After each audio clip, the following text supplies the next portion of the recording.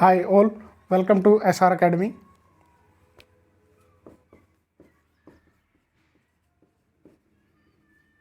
तो आपको पता ही है अपना एक लेक्चर पहले हो चुका है पॉलिटी का। तो कल हमने एक लेक्चर किया था जिसके अंदर मैंने सिर्फ आपको 5 आर्टिकल्स के बारे में इंट्रोडक्शन दिया था, थोड़ा सा संविधान के बारे में बताया था। तो मैंने आपको कल एक बात बताई थी कि जो कॉन्स्टिट्यूशन है ना उसको बढ़ने में बहुत टाइम लगा था, ये टाइम के साथ डेवलप हुआ था। और इसके ऊपर ये जो संविधान अपना बना है इसके ऊपर ब्रिटिशर्स का एक इनडायरेक्ट समझ लो एक इन्फ्लुएंस था। ये बात आपको माननी पड़ेगी क्योंकि हम जैसे उनके गुलाम रहे थे, तो वो जो कानून यहाँ बनाते थे ना उन्हीं कानूनों का एक इन्फ्लुएंस है अपने संविधान के ऊपर। अपना संविधान कैसे बना, वो ब्रिटिशर्स के कुछ एक्ट्स हैं, जो कुछ कानून हैं, उनसे कुछ इंस्पिरेशन यहाँ भी आई है आज के संविधान में। आपको पता ही है, इसके बेस्ट एग्जांपल्स आपको पता ही है, जैसे इंडियन पीनल कोड ही देख लो आप।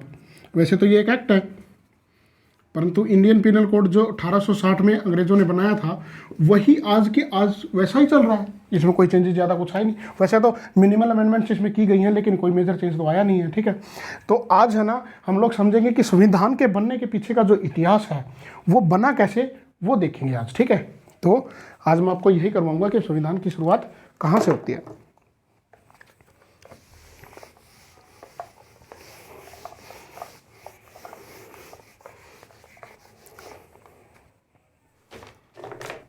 अभी आपको ये पता है, आपको मैं थोड़ा सा इंट्रोडक्शन दे देता हूँ। जब 1497, ये आपको पहली डेट याद रखनी है, इसमें वास्को डी गामा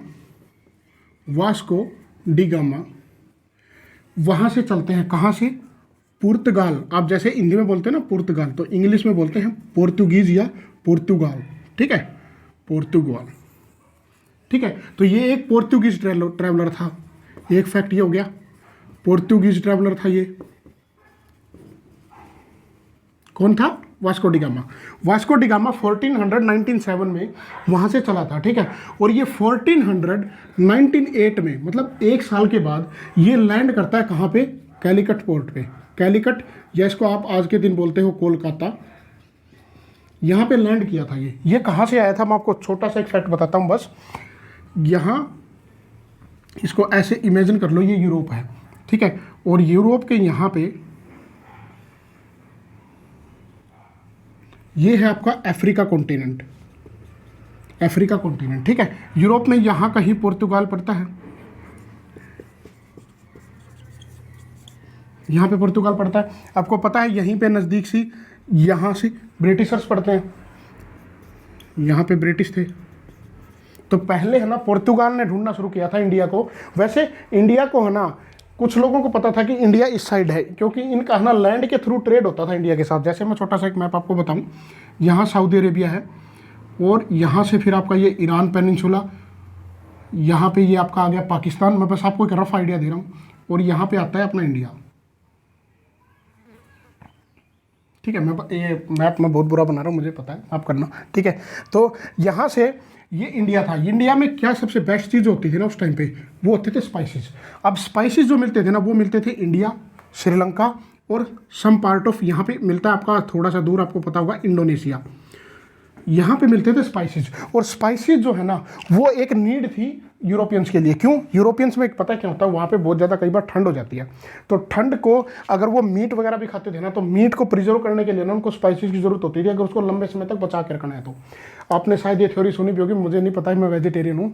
परंतु जो मीट है ना, मीट को अगर आपको लंबे टाइम तक प्रिजर्व करना है ना, तो आपको उसके ऊपर लाल मिर्च वगैरह कुछ डाल दी जाती है ताकि वो लंबे टाइम तक बचा रहे। ठीक है, तो उनको स्पाइसेस की नीड थी। अभी क्या होता है मैं बताता हूँ आपको। यहाँ से स्पाइसेस लैंड के थ्रू जाते थे यूरोप में, ऊपर से होके। यहाँ से मैं आपको रफ अभी पूरे मैप के बारे में डिटेल नहीं देना चाहता, क्योंकि अपनी ज्योग्राफी की भी अलग से क्लासेस होंगी, डोंट वरी। यहाँ से ये गई, और यहाँ से स्पाइसेस लैंड के थ्रू यहाँ पे जाते थे। अभी क्या हुआ, टाइम के साथ यहाँ पे एक अंपायर खड़ा हो गया जो बीच में ऊपर तक फैल गया था बिल्कुल। मतलब इस अंपायर का नाम था ओटोमन अंपायर। बस एक रफ इंट्रोडक्शन के साथ ही खत्म करूंगा बस। ओटोमन एम्पायर था ना, ये था अरेबिक एम्पायर। अभी ये लोग क्या करते थे, ये बीच में मिडल वेयर आ गए इनके लिए। ये क्या करते थे, बीच में इनके कुछ परसेंटेज खा लेते थे, तो इनको स्पाइसेस है ना महंगी पड़ती थी। अभी समझ लो कि यहाँ से ये लेके गए 10 रुपये की, अब 5 रुपये बीच में ये रख लेते थे, तो उनको तो 15 की पड़ी वो, जो कि पहले इनको 10 की पड़ रही थी, तो इनको महंगी पड़ रही है अभी। अभी इन्होंने सोचा कि क्यों ना इनको हटाया जाए, कोई अलग मेथड निकाला जाए जहाँ से हम लोग इंडिया से डायरेक्ट ट्रेड कर पाएँ, क्यों इनके ऊपर डिपेंड करें हम लोग। तो इसी सोच में पुर्तगाल जो है ना वो अपनी एक्सपेडिशंस चला रहा था। एक्सपेडिशंस होता है मतलब भारत को ढूंढने की कोशिश करना या किसी भी चीज़ को ढूंढना, ठीक है। तो उस पहली एक्सपेडिशन में जो पहली बार जो कोई सक्सेसफुल रहा वो था वास्को डी गामा। 1497 में वो पुर्तगाल से चलता है, 1 साल होके यहाँ से होके, और वो यहाँ घूम के यहाँ कलकत्ता पे लैंड करता है, ठीक है। अभी ये जो एंड है ना, ये जो अफ्रीका एंड है, इसको बोलते हैं cape of good hope, cape of good hope. अब ये जो केप ऑफ गुड होप है ना, ये डायरेक्ट एग्जाम्स में आपसे पूछी जाती है कि वास्को डी गामा पहली बार भारत आया तो वो कहाँ से होके आया था। तो ये आपको याद रखनी है कि केप ऑफ गुड होप से होके आया था, ठीक है। तो अभी वास्को डी गामा आ गया है, तो आपको पता ही है कि कौन कहाँ का था, वो पुर्तगाल का था। तो सबसे पहले पोर्तुगीज़ को पता चला कि इंडिया में आना कैसे है, ठीक है। तो पहले जो थे वो पोर्तुगीज़ थे जो इंडिया में आए। उसके बाद आएंगे डेन्स। डेन्स को ही बोलते हैं हम लोग ब्रिटिशर्स, ठीक है। डेन्स को ब्रिटिशर्स क्यों बोलते हैं, ये जो आइलैंड है ना ये ब्रिटिशर्स का, ये डेन आइलैंड है, इसको डेन आइलैंड बोलते हैं। तो इनका दूसरा नाम है डेन्स, ठीक है। तो ये PDD, एक और D आए थे थोड़े से, ये कुछ ज़्यादा इन्फ्लुएंस अपना कर नहीं पाए, डच आए थे। ये डच लोग जो थे ना, ये मतलब डेनमार्क से, देख रहे हो कितना छोटा देश है फिर भी वो भी इंडिया को ढूंढ रहा है। तो अभी जो डच तो जो थे ये थे डेनमार्क से, ये भी आए थे। इन्होंने भी कुछ लैंड एक्वायर किया था, लेकिन बाद में ये क्या है, मतलब ब्रिटिशर्स को अपनी ज़मीन बेच के चले गए थे यहाँ से, ठीक है। और लास्ट में जो आते हैं वो आते हैं फ्रेंच पीपल। अब मैं इतना क्यों बता रहा हूँ आपको, इसका एक बताने का रीज़न है, वो भी मैं आपको एक्सप्लेन करूँगा। तो ये चीज़ आपको बिल्कुल याद कर लेनी है, पहले Portuguese, then Danes means Britishers, D for Dutch, F for French. तो इसकी एक ट्रिक याद कर लो आप, D आएगा 2 बार, PD2F। सबसे पहले Portuguese, Danes, Dutch and French, ठीक है। तो आप ऐसे इनको ऐसे याद रखिए। अभी मैं बस अपनी मेन हिस्ट्री शुरुआत करता हूँ। ये बस एक इंट्रोडक्शन सा था, मैंने आपको बता दिया कि कैसे शुरुआत होती है इंडिया के अंदर आने की।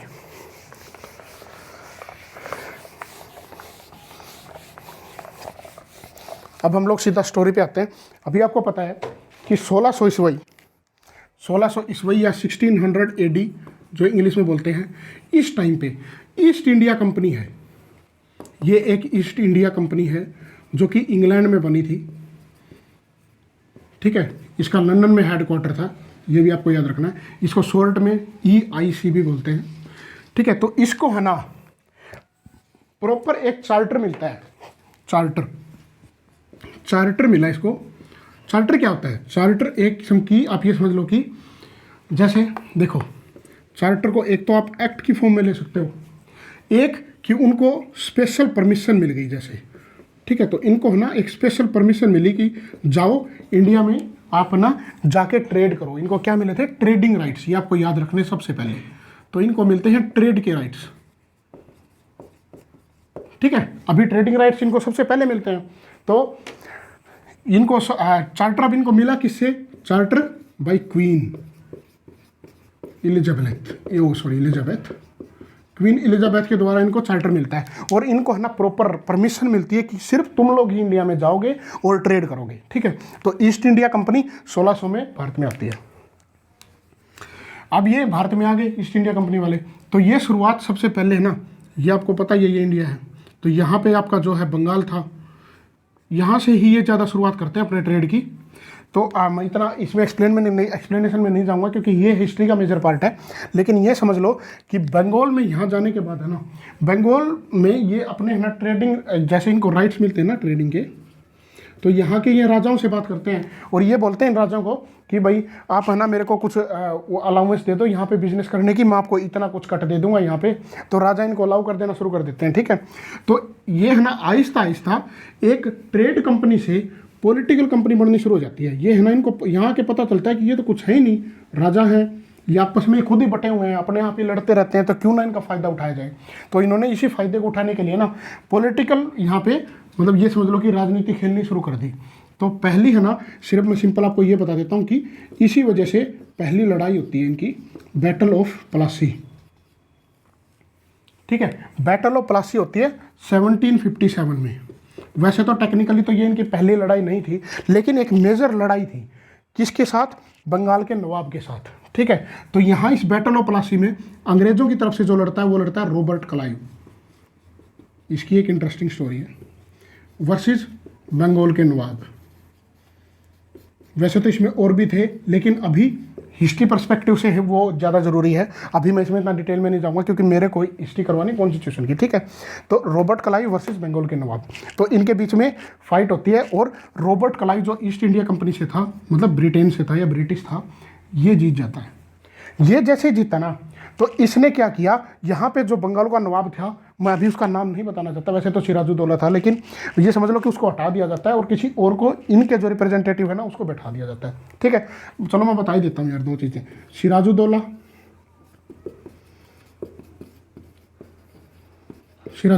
ये जो था ना, ये था बंगाल का उस टाइम पे प्रिंस, या बोल लो बंगाल का नवाब। ठीक है, तो ये जो सिराजुद्दौला था ना, इसके साथ था मीर जाफर।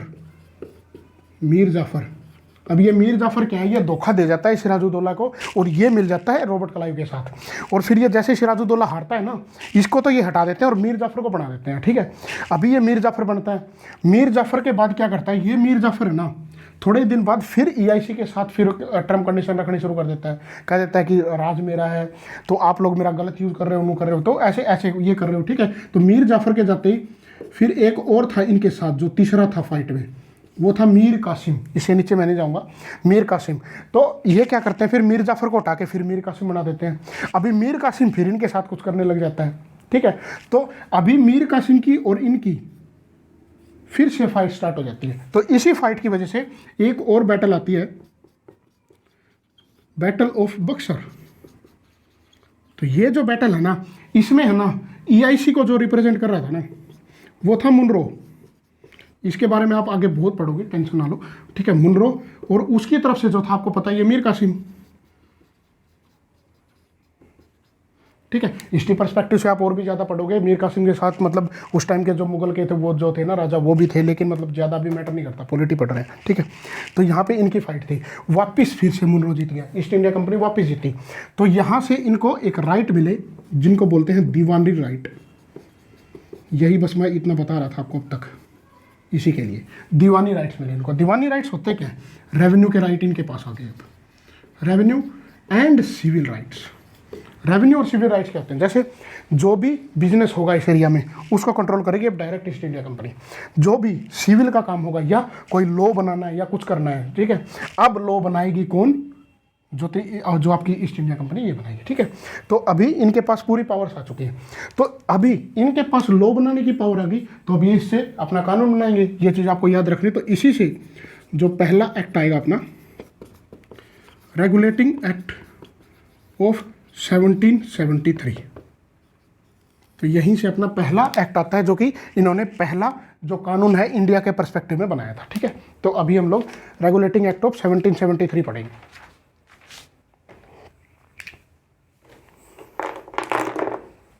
ठीक है, अभी आपको ये तो पता चल रहा है कि ब्रिटिशर्स का कंट्रोल है ना बढ़ता जा रहा है बंगाल के ऊपर, लेकिन ये चीज़ आपको अभी याद रखनी है, ये पूरे इंडिया पे अभी तक भी नहीं मतलब राज कर पाए। इनका अभी जो मेजर हिस्सा है वो बंगाल की तरफ है। ठीक है, अभी साथ ही साथ ये चीज़ अभी आपको याद रखनी है, मैं एक और as a matter of fact बता देता हूँ कि ये अपना इंडिया है। ठीक है, यहाँ पे बंगाल है, इस बंगाल के ऊपर इनका राज हो गया था। साथ ही साथ यहाँ जो मुंबई है ना, इस मुंबई पे भी इनका राज हो चुका है। उस टाइम पे ये बोलते थे इसको बॉम्बे। ठीक है, मैंने आपको बताया था कि डच जो है ना, डच आए थे कुछ दिन के लिए, उन्होंने छोटा सा एरिया एक्वायर किया था, वो यहीं पे एक्वायर किया था और ब्रिटिशर्स को बेच के चले गए थे वो। ठीक है, तो यहाँ बॉम्बे पे इनका राज आ चुका है। एक नीचे है ना इनका मद्रास में राज आ चुका है, मद्रास। अभी इनकी जो 3 प्रेसिडेंसी चल रही हैं, ठीक है, तो यहाँ बॉम्बे, यहाँ मद्रास, यहाँ बंगाल।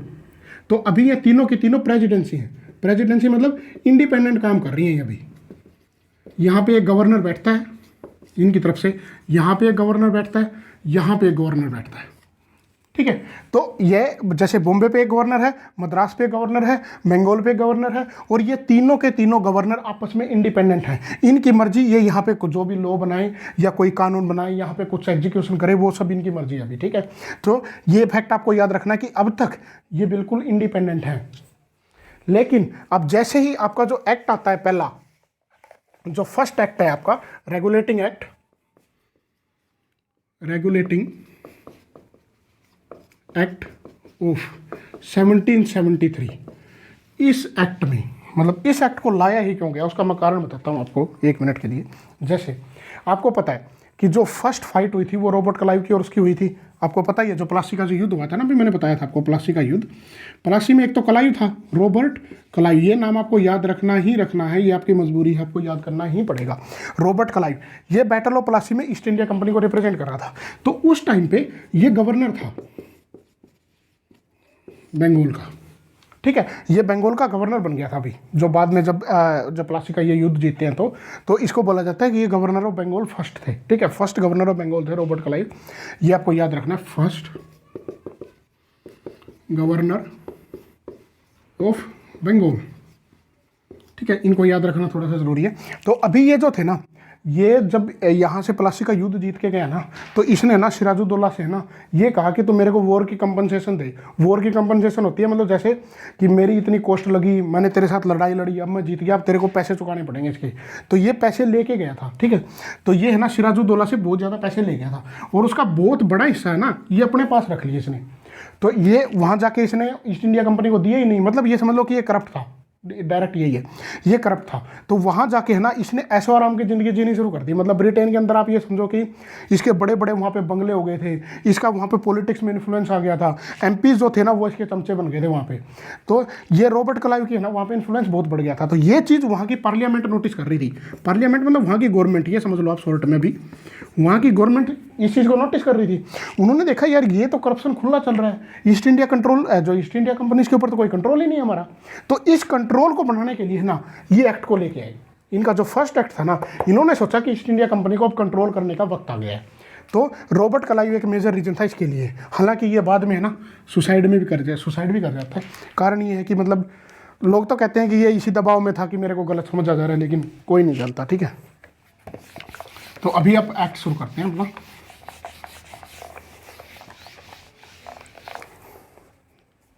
ठीक है, तो जब भी मैं कोई कानून पढ़ाऊंगा ना तो कोशिश करूंगा कि आपको हर एक एक्ट का कारण बताऊं कि क्यों ये एक्ट आया। तो इसका सबसे पहले तो मैं 2 बातें बता देता हूं कि ये एक्ट आया ही क्यों, वही क्यों आया।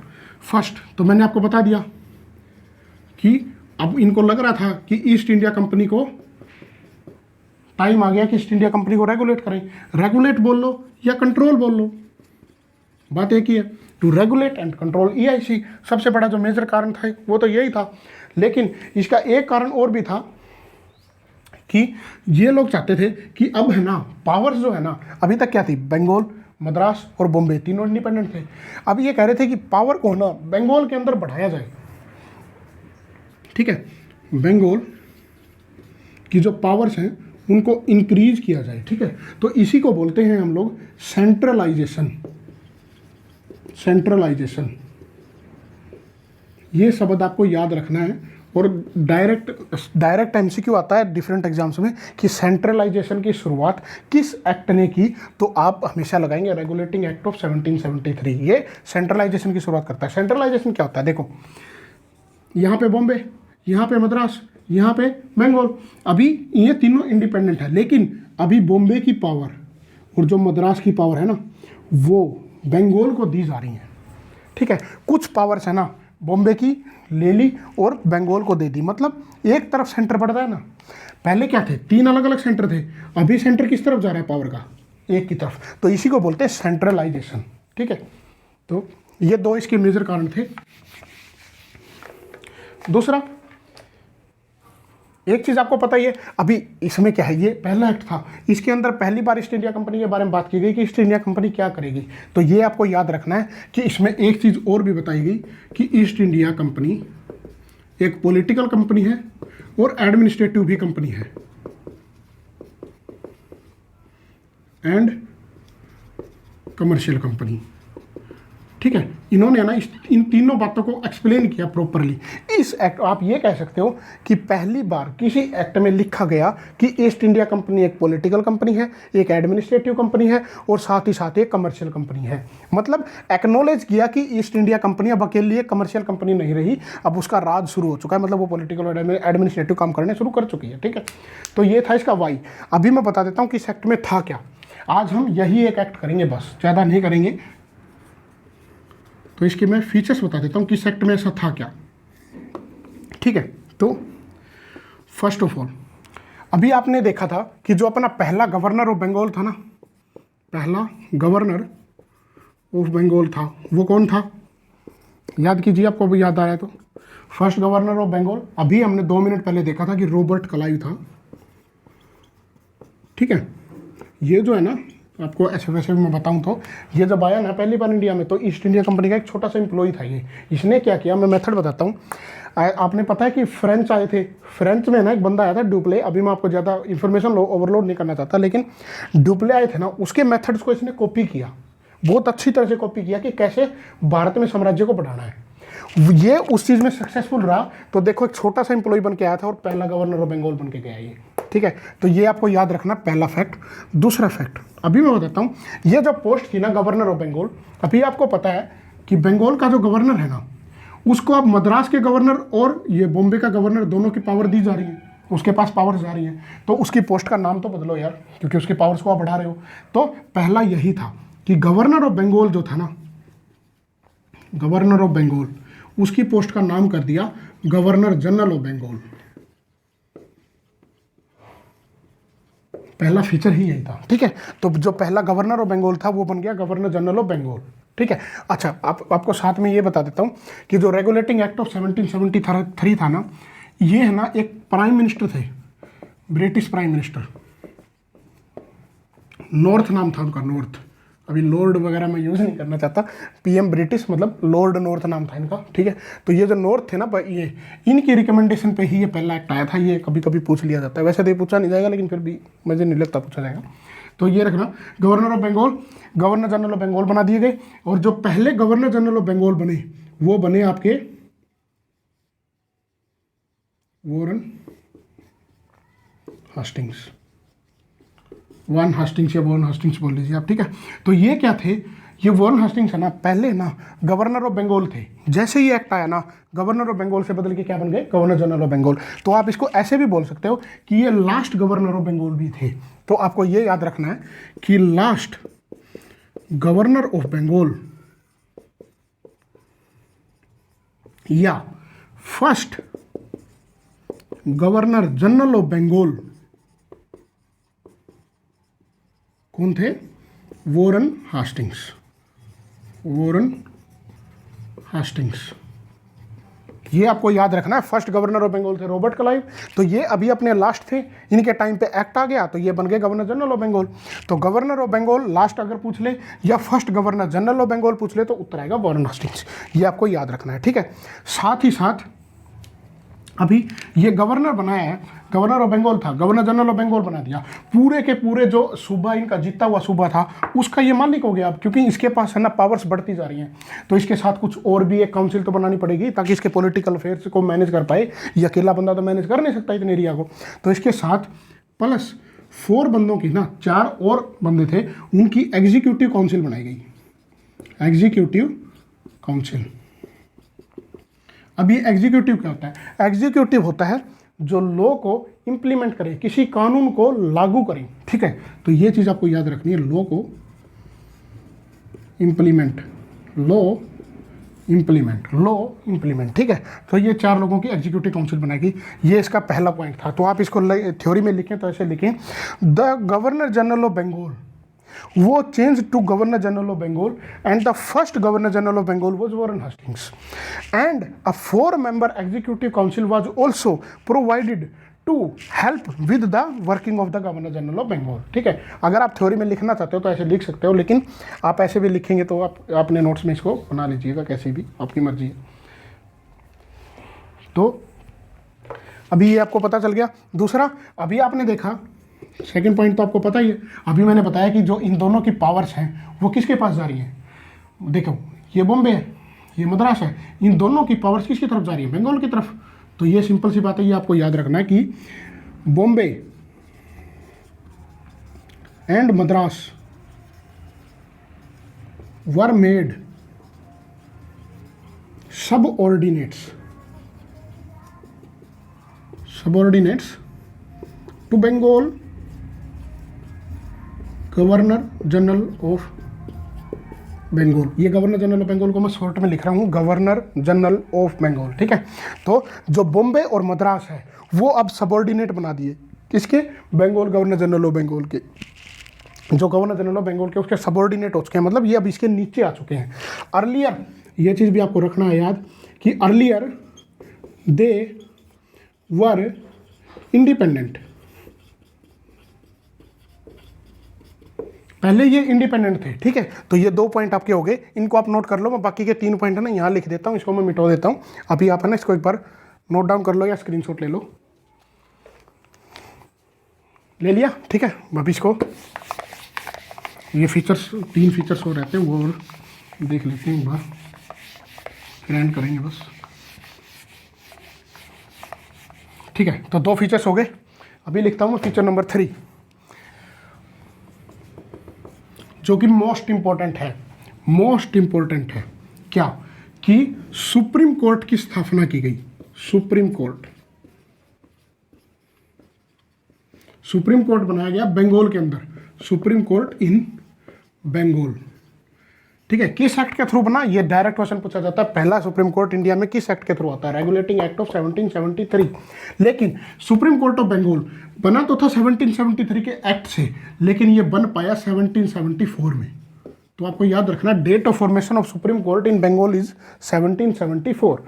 तो साथ में अभी सुप्रीम कोर्ट बनाया है तो इसकी कोई ना कोई वो भी रही होगी कंपोजिशन, कि इसके अंदर कौन बैठेगा कौन नहीं बैठेगा। तो इन्होंने स्पेसिफाई किया कि एक तो चीफ जस्टिस होंगे, एक तो चीफ जस्टिस होगा, जो मतलब जो जजों के ऊपर सबसे ऊपर जज होता है ना उसको बोलते हैं चीफ जस्टिस। आप आगे पॉलिटी पढ़ोगे तो ये भी देखोगे। प्लस 3 अदर जज होंगे, ठीक है। तो मतलब एक चीफ जस्टिस होगा, 3 अदर जजेस होंगे। तो यहाँ पे सुप्रीम कोर्ट की स्थापना होगी। इसमें साथ ही साथ मैं आपको एक नया पॉइंट बता देता हूँ कि जो सुप्रीम कोर्ट जो बना ना, अभी इसको मैनेज करने के लिए, इसके अफेयर्स को मैनेज करने के लिए उन्होंने कहा कि गवर्नर जनरल इन काउंसिल, अभी एक नया शब्द आ गया देखो। एक तो गवर्नर जनरल वही जो गवर्नर जनरल ऑफ बंगाल, लेकिन जब वो उन 4 बंदों के साथ बैठेगा ना, मतलब कहीं असेंबली में बैठे हैं ये 5, तो उस टाइम पे गवर्नर जनरल ऑफ बंगाल को बोला जाएगा गवर्नर जनरल इन काउंसिल। वो काउंसिल के अंदर बैठा है मतलब, तो गवर्नर जनरल इन काउंसिल, ठीक है। तो ये कैन मेक लॉज, ये कानून बना सकता है, बट विद, जो मतलब सुप्रीम कोर्ट की मदद के साथ, but with help of supreme court, ठीक है। तो सुप्रीम कोर्ट की इसको मदद लेनी होगी जब भी कोई कानून बनाना है सुप्रीम कोर्ट से रिलेटेड। अगर सुप्रीम कोर्ट से रिलेटेड इसको कोई कानून बनाना है गवर्नर जनरल इन काउंसिल को, तो सुप्रीम कोर्ट की ही मदद लेनी होगी। हेल्प की जगह आप एक और प्रॉपर शब्द यूज कर सकते हो, with aid of supreme court, ठीक है। तो ये अपना 3rd नंबर पॉइंट हो गया। अभी मैं ये नीचे वाले अगर आप कहें तो मैं हटा देता हूँ यार, ठीक है। तो 3 पॉइंट अपने हो चुके हैं, बस 2 ही रहते हैं।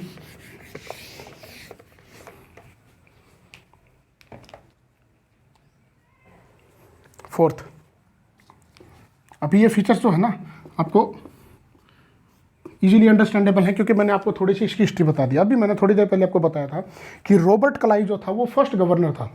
अभी आपको पता है कि रॉबर्ट क्लाइव जो है वो जब ब्रिटेन में गया ना, तो वहाँ उसकी ऐशोआराम की ज़िंदगी थी। क्यों थी? कारण यही था कि वो क्या कर रहा था, ब्राइब ले रहा था या गलत काम कर रहा था। यहाँ से जो पैसे लेके जा रहा था उनको मिसयूज़ कर रहा था, ठीक है। तो इसी के लिए एक इसमें जो कंट्रोल करने के लिए लाया गया कि कोई भी EIC इम्प्लॉई कह लो, या उस टाइम पे ये बोलते थे सर्वेंट, EIC का सर्वेंट, ठीक है। तो EIC का या ईस्ट इंडिया कंपनी का servant can not engage in bribe, cannot take gift, वो गिफ्ट भी नहीं ले सकता, ना ही वो ब्राइब ले सकता, ठीक है, या ना कोई प्रेजेंट ले सकता। किससे नहीं ले सकता? From natives. नेटिव्स मतलब जो इंडियंस हैं। मतलब क्या है कि कोई भी EIC का सर्वेंट है वो ना तो ब्राइब में इन्वॉल्व हो सकता, मतलब कोई भी तरह की रिश्वत नहीं ले सकता, ना ही कोई गिफ्ट ले सकता है, ना ही कोई प्रेजेंट गिफ्ट का ही एक अनदर फॉर्म है बोल लो, ठीक है, ना ही मतलब तो ये कुछ भी नहीं ले सकता, किससे नहीं ले सकता? किसी भी एक इंडियन से नहीं ले सकता, ठीक है। तो यहाँ से करप्शन के ऊपर लगाम लगने की कोशिश है, करप्शन के लिए ये एक्ट आपको याद रखना है, ठीक है। फोर्थ तो लास्ट और जो अपना 5th पॉइंट आता है, देखो ईस्ट इंडिया कंपनी अगर इंग्लैंड में बनी है तो इनके कुछ ना कुछ रिप्रेजेंटेटिव इंग्लैंड में भी बैठते होंगे। आपको पता है या कोई भी कंपनी बनती है ना तो उस कंपनी के ऊपर है ना एक कोर्ट ऑफ डायरेक्टर होता है, कोर्ट ऑफ डायरेक्टर, ठीक है। वैसे आज के दिन इसको कोर्ट ऑफ डायरेक्टर नहीं बोला जाता, इसको बोला जाता है बोर्ड ऑफ डायरेक्टर, ठीक है। ये चीज़ याद रखना, आज के दिन इसका नाम है बोर्ड ऑफ डायरेक्टर, लेकिन पहले इसी को कोर्ट ऑफ डायरेक्टर बोलते थे, ठीक है। तो आपको इतना याद रखना कि कोर्ट ऑफ डायरेक्टर इंग्लैंड के अंदर बैठते थे, EIC के इंग्लैंड के अंदर, ठीक है। ये समझो आप, मेरी कोई कंपनी है, मेरे साथ 4 और मेरे सबॉर्डिनेट्स काम कर रहे हैं, हम लोग 5 हैं, ठीक है। उसमें से जो कोई 2 बंदे हैं ना मेरे साथ, वो 2 बंदे और मेरी जो कंपनी है उसके फाउंडर हैं मेरे साथ ही, तो हम तीन मिलके एक कोर्ट ऑफ डायरेक्टर बना लें, ठीक है। तो कोर्ट ऑफ डायरेक्टर ऐसे ही था इनका काम था कंपनी के अफेयर्स को मैनेज करना, जो फाइनल अथॉरिटी यही थे, मतलब कि जो कंपनी कोई भी कमर्शियल काम कर रही है, कंपनी कोई भी पॉलिटिकल काम कर रही है, तो इनकी देखरेख थी सीधी, ठीक है। तो कोर्ट ऑफ डायरेक्टर्स इनकी थी।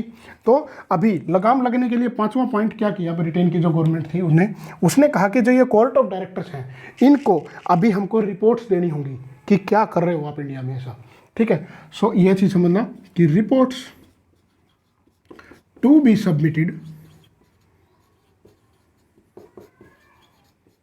टू ब्रिटिश गवर्नमेंट, ठीक है। तो मतलब इनको रिपोर्ट्स देनी है ब्रिटिश गवर्नमेंट को बाय, कौन देगा उनको? Court of directors, court of directors. अब किस किस चीज़ पे रिपोर्ट देनी है? पहला, एक तो सिविल पे कि वहाँ लोगों के साथ क्या हो रहा है, दूसरा मिलिट्री पे, तीसरा रेवेन्यू पे, ठीक है। एक सिविल, एक मिलिट्री और थर्ड रेवेन्यू, ठीक है। तो मतलब सिविल, वहाँ पे क्या कानून बना रहे हो, कैसे इंप्लीमेंट हो रहे हैं, आप मिसयूज तो नहीं कर रहे हो वहाँ पे कुछ ना कुछ। मिलिट्री मीन्स मतलब जो भी वहाँ की फौज है उसके रेवेन्यू, उसके फाइनेंसिस, वहाँ पे कोई आप हमसे बिना पूछे या हमको बिना बताए कहीं पे आप इन्वेड तो नहीं कर रहे हो, जैसे इन्होंने किया भी था अफगान में, बिना EIC ने वहाँ की गवर्नमेंट को बताए। और ये आपके रेवेन्यू हैं वो कहाँ पे जा रहे हैं, आपके रेवेन्यूज़ में लॉस क्यों आ रहा है बार बार। उस टाइम पे जो है ना ईस्ट इंडिया कंपनी लॉस में चल रही थी। आपको पता है कि इंडिया इतना उस टाइम पे मतलब अमीर था, इकोनॉमी बहुत ज़्यादा थी, लेकिन फिर भी ये पैसे मांगने हैं ना ब्रिटेन के गवर्नमेंट के पास चले जाते थे। ये बोलते थे कि EIC तो ख़त्म होने वाली है, बैंक करप्ट होने वाली है, आप कुछ करो, ठीक है। तो इन्होंने इसीलिए ये कहा कि ये रिपोर्ट्स तो हमको दो कि तुम लोग क्या कर रहे हो एग्जैक्टली इंडिया में, ठीक है। तो आज अपना ये एक्ट पूरा हो गया, थोड़ा सा बड़ा था, क्षमा करना मेरे को, इसके बारे में मैं कुछ कर नहीं सकता, ठीक है। तो रेगुलेटिंग एक्ट ऑफ 1773 आज अपना कंप्लीट होता है। तो आज यही करेंगे, नेक्स्ट क्लास में देखते हैं। एक तो आपको अगले 5 में आर्टिकल्स करवाऊंगा और आगे फिर मैं 1773 अभी करवा दिया, नेक्स्ट क्लास में मैं स्टार्ट करूँगा 1781 से। अब नेक्स्ट एक्ट आता है जो आपका 1781, ये अपने नेक्स्ट क्लास में करेंगे, लेकिन उससे पहले एक क्लास और आएगी जिसमें 5 आर्टिकल्स फिर मैं करवाऊंगा, ठीक है। तो ऑल द बेस्ट, बाय।